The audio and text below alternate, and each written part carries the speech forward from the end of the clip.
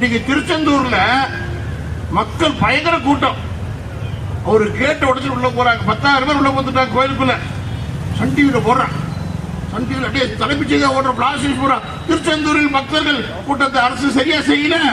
5 வருஷமா என்ன மயில் பிடிக்கிட்டு இருந்தேன் நீ? அதே டிவியில இதே நடந்துட்டு இருந்தது. 1 வருஷமா சேகர் பாபு இதே வேலை தான் செஞ்சான். பாருங்க, சேகர் பாபு 1 வருஷம் கும்பாபிஷேகம் நடந்தது. இந்த கோயில் தேவபுரத்தில் தான் இருக்குது. திருச்செந்தூர் இதே கேட்டு சண்டை தான் நடந்துட்டு இருக்குது.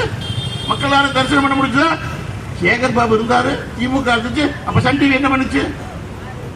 நான் சொல்றது பொது ஒரு டிவிக்காக சொல்றேன், நடுநிலையா இருக்க சொல்றேன். இன்னைக்கு மட்டும் அப்படி ஆட்சி மோசம் அதெல்லாம் நாம ஏமாறக்கூடாதுக்காக நான் சொல்றேன். நடந்துதான் இருக்குது. அப்புறம் மக்கள் செய்தி கொண்டாட திரிக்கிறான். என்னமோ இந்த ஆட்சியில வந்து இப்படி பண்ற இவங்க ஆட்சியில் நல்லா நடந்த மாதிரி ஒரு கோயில் கும்பாபிஷேகம் ஒழுங்கா பண்ணாத திமுக அரசாங்கம். கோயில் சொத்து அப்படி கொள்ளையடிச்ச நகையில முறுக்கணும். நம்ம எத்தனை போராட்டம் பண்ணிக்கிறோம்? அதனோட விளைவுதான் இன்னைக்கு அனுபவிச்சுட்டு இருக்கிறாங்க.